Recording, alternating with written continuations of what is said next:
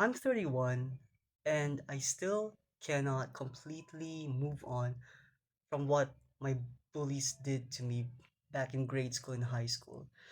I remember this one kid who really made a target out of me. He punched me in the ribs, he stole my baon, he ripped my art project apart because it scored higher than his. This was an art project I worked on for weeks. It took time, blood, sweat, tears. This dude shoved me around, this kid. He copied my soft boy mannerisms, my high pitched voice to mock me. He pulled my hair, he cut my bangs, he made fun of everything around me.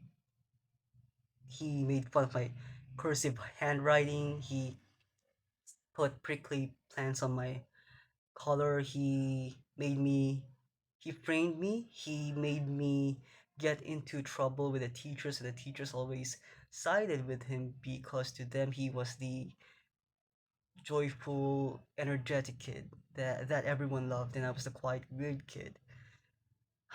What else did he do? This kid told everyone I still wore diapers, and he also hurled the usual overused gay insults at me like bakla, bading, bayot, beki, sirena. At one point, he pinned me on the ground, pressed his lips against my neck, and asked if it felt good. I remember another incident with his friends when they popped a balloon so close to my ear that the shock of the loud noise made me temporarily deaf. It made me collapse on the floor crying, and they pointed and laughed as I squirmed on the ground. They also blew chalk dust onto my face to trigger my asthma because my asthma was bad back then. I used to have a daily inhaler and I used to have nebulizer for breakfast. I remember them spraying vinegar on my eyes. I remember them throwing sand in my eyes. And still, when I told teachers about it, and when other classmates um, tattletale, no, they told teachers about it as well. The teachers dismissed it, just called it just teasing. I remember my bullies going to church. I saw them raise their hands in worship and say amen with lips who swore at me, who chased me with curses, as if they hadn't tortured me at every opportunity in school. And I found it funny how easily they shed that bright facade, and they only show their horns and devilish smiles at me, planning what they would do when next we meet. I often wondered what it was about me or people like me they found so amusing. I often wondered if they were mistreated at home. I wondered if they were just bored. I wonder if they were like docile cats at home, only to become predatory once released onto school grounds. They looked at me. I say this because they looked at me the way a cat looks at a mouse it has cornered. They chased me around in quiet corridors and toyed with me until I squeaked. They delighted in that. They were ready to pounce. One, and I think they wanted to release their pent up aggression on someone smaller and weaker. And I thought, why not release that in a healthy way, like sports or games? They had the money and they were athletic. And I don't know why they chose violence. They chose to hurt someone. I also remember some teachers openly advocating for bullying. I remember teachers telling me to suck it up and learn to be a man, and that boys shouldn't cry. They dismissed all of our complaints and chalked it up to boys being boys. That it is in our nature to play rough, and that if I cried, I was proving them right that I was gay. They told me, with a look of irritation in their faces, that I should learn to be a man, to bottle up my feelings because I was being a general nuisance. Meanwhile, the victims of extreme bullying grow up into their 30s and older, still distrustful of people. Some of them, unfortunately, have developed anxiety and depression. Some are still afraid of posting simple selfies and photos and videos online. They still feel as if someone's out to get them. And sometimes, even in moments of pure happiness, the old wounds they got from childhood, from those bullies, come back to haunt them and stab them. Explain to me how that builds character. I remember a girl in my freshman class who was teased endlessly by her so called friends because of three moles on her face, and these weren't even big moles, they were cute. They made her cuter, at least to me. And they also mocked her for smelling bad, smelling like gasoline, even though she smelled fine, pleasant even. And I'm willing to bet her perfume cost more than mine.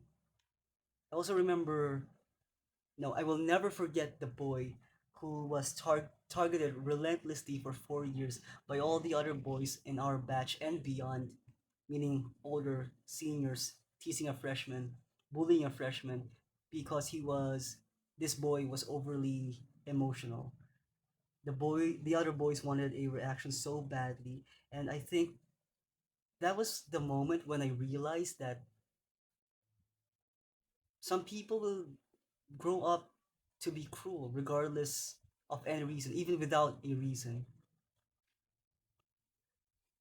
It was like watching a group of boys crowd around a helpless stray or a wild animal, poking and prodding it to hear it cry.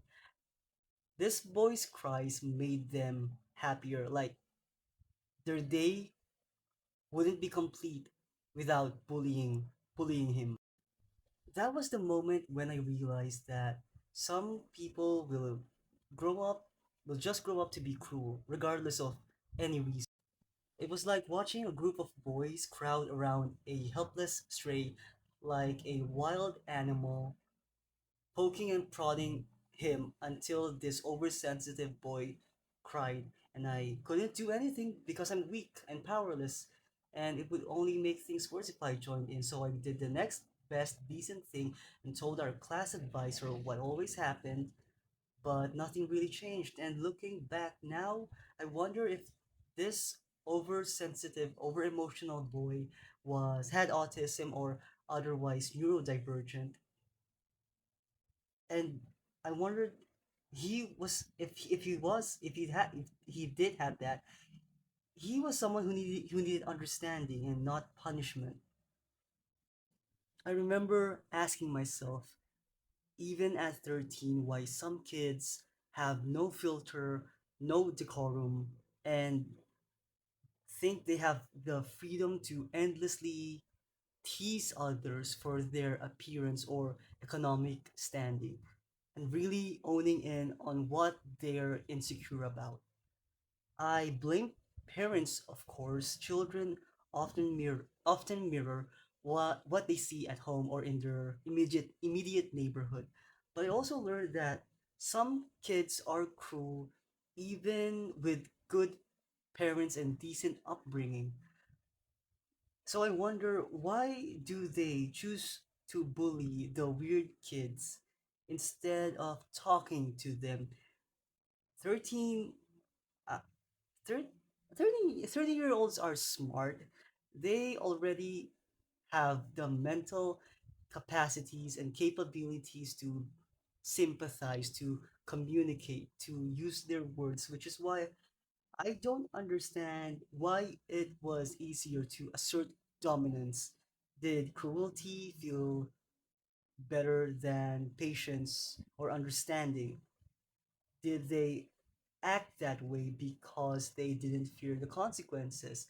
Because they knew that some teachers and some of the adults would take their side in over the weird, quiet, odd kids who bring no contribution to the school? Or was it because something in their brains made them apathetic to other people's pain? To be fair, I have to admit that I wasn't blameless in every situation. Some of my behaviors affected others negatively. Sometimes my weirdness cost someone else a grade. At times I could be difficult to work with. I wouldn't share, I wouldn't play along. I was There were days when I carried so much anger and hatred that I looked at the world with hostility. I was a moody teenager, full of internal rage, and I didn't always know where to put it, or didn't I lacked the tools to channel that proactively. That's on me. I own that. And I think in that sense, maybe it it makes things fair, sort of. What I mean is, maybe those are those are valid reasons why some kids bullied me, because assuming they too lack the proper skills or tools to communicate with someone, and so they resorted to bullying. I'm not saying it's right, but maybe that's what happened in my time.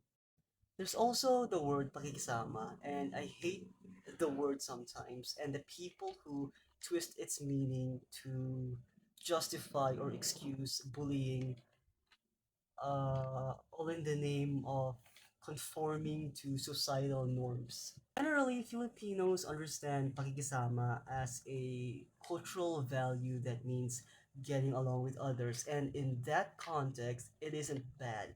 A positive interpretation of pakikisama is casting aside differences to achieve harmony with others.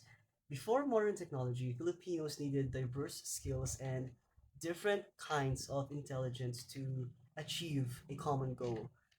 They needed to physically band together and accomplish that common goal. In those cases, pakikisama is healthy. It meant swallowing one's pride, casting one's differences, and being mindful of words and actions so as not to harm the entire group. But that is not what is happening today. Pakikisama today is often used to justify people whose skills or qualities don't usually fit the group's expectations. Those who are seen as weak or useless are often taunted physically and verbally to conform to force them to conform to the average standard of modern society. Instead of fostering cooperation or achieving common goals, pakikisama becomes a tool to belittle people, and it punishes difference rather than understanding it. Since the majority of students are often loud and often obnoxious and crass, with crass humor, they expect the weird, quiet kids to adjust. So I say kids, but this can also be very well applied to adulthood. Some bullies even believe they are helping their victims become more well adjusted by teaching them to fit into what the majority's mode of what a Filipino should be, which is traditionally loud and resilient and cheerful. My thoughts also go to the friends of those bullies who think themselves pure and innocent and absolved of all sin just because they did nothing. These were the types of people who laughed with their friends who were bullies or looked the other direction. These people think themselves innocent because they did not actively participate with on the actual bullying. No, baby. You are just as responsible. You are just as bad, if not worse. You you could have done something. You could have told your bad friends to stop whatever they were doing, but no. You chose to enable them to continue with their torment. You probably did nothing because once you spoke up, then you would become the next target. And if that wasn't the case, then you should have known better. You should have known better and spoke up that what they were doing was wrong. It would benefit you and it would benefit them.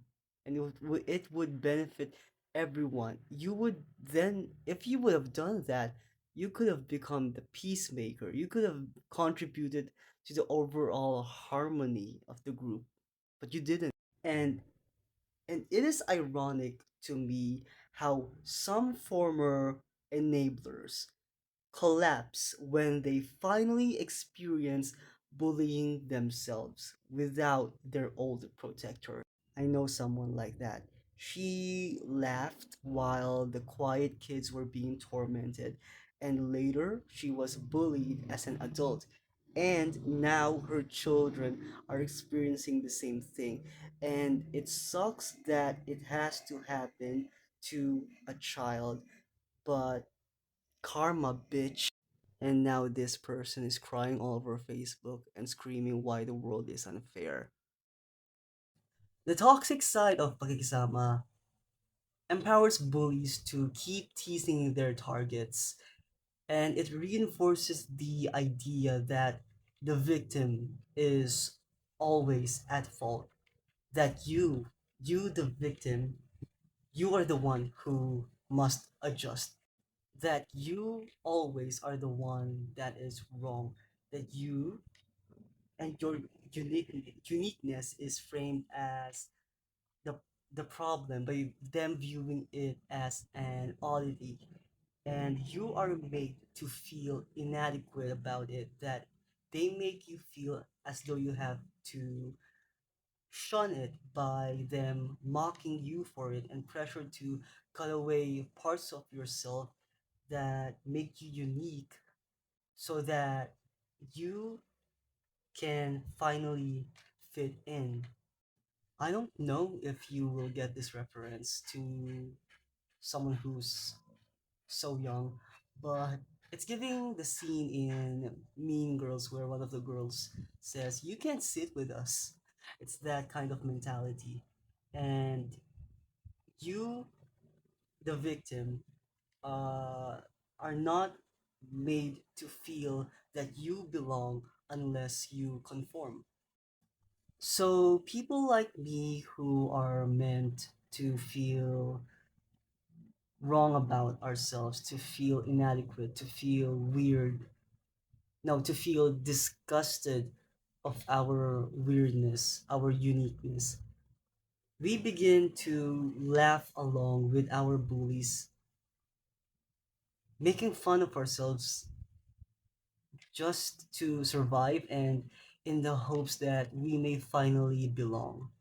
Even when the teasing went too far, even when the words cut deep, even if it was below the belt, we joined in the laughter to show outwardly that we weren't affected. We were hope we hope we hope to be spared the harsher treatment of bullying that were reserved for those who were quieter and even weirder than we were, than I was. I also want to say that acting unbothered could, in some cases, be effective, and to be effective to deflect bullies. And yes, it can be effective, but it comes at a cost.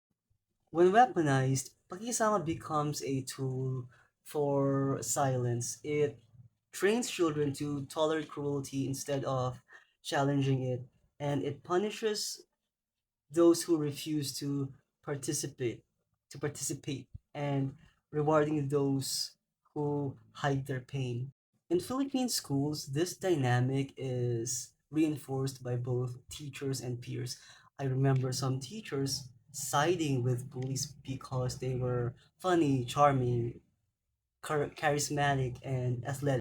If you were smart and studious, bullies often left you alone, or they may even befriend you. But if you were weird, quiet, and poor, you you were entering a lion's den. Teachers often believe, and I've heard them on several occasions ad verbatim, that weird kids needed this treatment to prepare them for the real world and to grow their shyness. And that is because, again, introversion is treated as a defect in the Philippines, especially during my time as a young teen growing up. People often enforce pakikisama because no one wants to be labeled odd or weak, at least during my time, particularly. Together, these forces create a system where bullying is normalized and silence is taught as survival. You need to keep your head down and adjust to the majority of the people so as not to be bullied. Victims learn early that conformity is safer than self expression, and unfortunately, that lesson carries into adulthood. That being different is a liability and not a strength.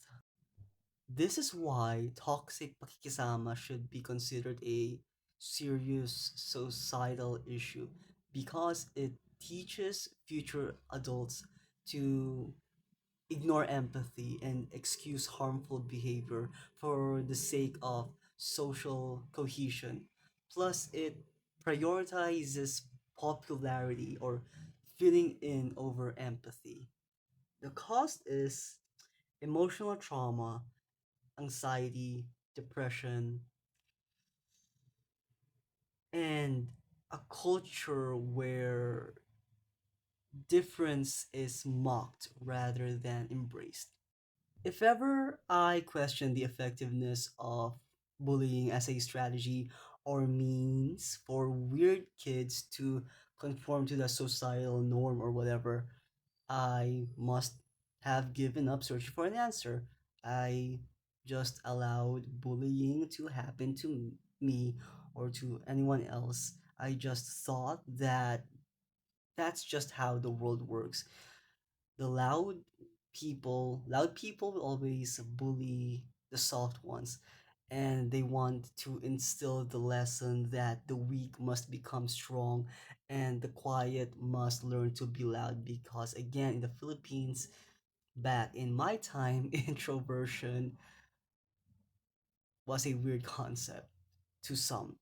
And now we know better. We all know better. Bullying is not character building. It's just an excuse for other people to assert dominance and control. The vast majority of Filipinos get bothered easily by different people who don't share the same qualities as them. As I am telling this story, I remember my cousin. Several of them bullied me, but I remember this one cousin who extensively bullied me. Like, it was his passion to bully me. And my own mother allowed it to happen along with my other trashy relatives, because they told him to set me straight, because they were truly bothered that I was the only one who would rather bury his nose in books and live in vivid fantasy worlds than play rough and tumble with them. What sucks is that bullying sometimes doesn't stop even after graduation. You can still find bullies in toxic workplaces, so it sucks for you if you ever find yourself in that position. I'm so sorry for you. I feel for you. I learned that kids who were bullies just grow just grow older without growing up and not realizing their past mistakes because again, expectedly, these people have no self-awareness, zero self-awareness. Unfortunately, these people seemingly want to relive their golden years in high school by continuing to humiliate, harass, and abuse the people beneath them in the hierarchical structure in the office, especially if that workplace has a power tripping culture. In that scenario, the office just becomes a gigantic fluorescent lit playground for adults. My thoughts also go to the friends of those bullies who think themselves pure and innocent and absolved of all sin just because they did nothing.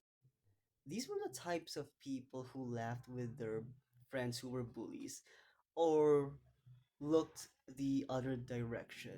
These people think themselves innocent because they did not actively participate with on the actual bullying. No, baby. You are just as responsible. You are just as bad, if not worse. You you could have done something. You could have told your bad friends to stop whatever they were doing, but no. You chose to enable them to continue with their torment. You probably did nothing because once you spoke up, then you would become the next target. And if that wasn't the case, then you should have known better. You should have known better and spoke up that what they were doing was wrong. It would benefit you and it would benefit them.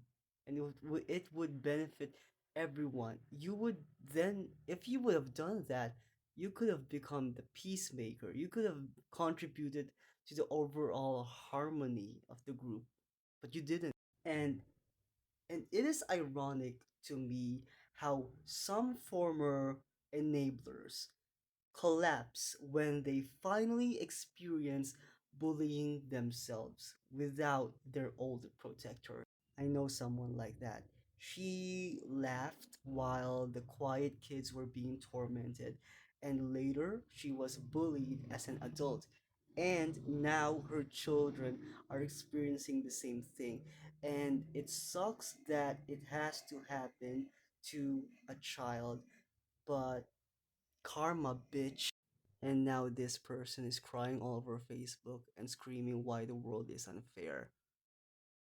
Now I tell my friends who were bullied that it's over and I encourage them to heal. I know that healing is hard and letting go of past trauma is harder, but I encourage them to think about their present and their future.